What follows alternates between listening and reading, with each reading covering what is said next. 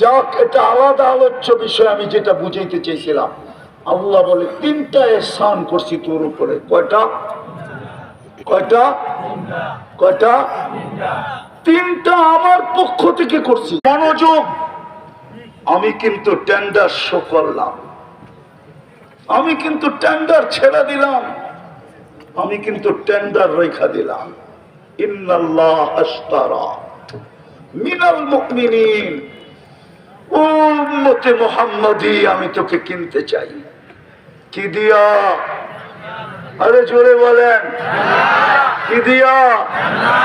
চিনেন জান্নাত? হায় হায় হায়, জান্নাত তো চিনি না। জান্নাত যদি চিনতাম তো আল্লাহর রাসূলের কথা সত্য হতো। লা ইয়ানামু তালিবিহা তালিবুহা, জান্নাত যে চিনছে ওর আর ঘুম আসে না, ওর আর ঘুম আসে না। জান্নাত চিনছে মৌলানা জামাল উদ্দিন সাহেব। আমি চিনি ওনার রাত্র, আমি দেখছি রাত্রে ঘুম আসে না,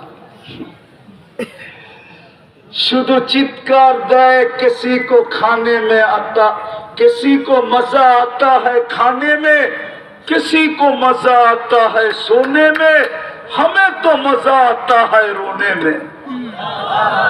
কারো তো খাওয়ায় মজা, কারো ঘুমে মজা। ঢাকার শহরে যায় দেখবেন কিছু হোটেল সারা রাত্র চলে।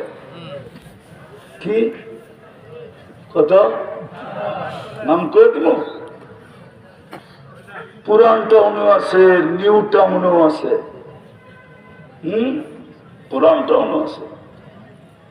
শুরুই হয় আসারের পরে না, একটার পর থেকে সারা রাত্র লোক আসতে থাকে আর খাইতে থাকে। হোটেল একটার আগে খোলেও না।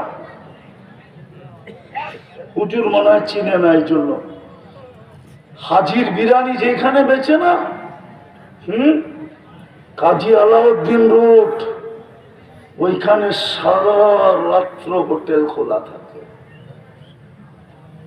স্টেশন গুলাতে সারা রাত্র খোলা থাকে। কেউ খাওয়ায় মজা পায়, আর কেউ সারা রাত্র ঘুমে মজা পায়। আর মৌলানা জামাল উদ্দিন সাহেব সারা রাত্র কান্নায় মজা পায়। কেননা জান্নাত চিনছে। কি চিনছে? কি চিনছে? জান্নাত চিনছে। ভাবতেছে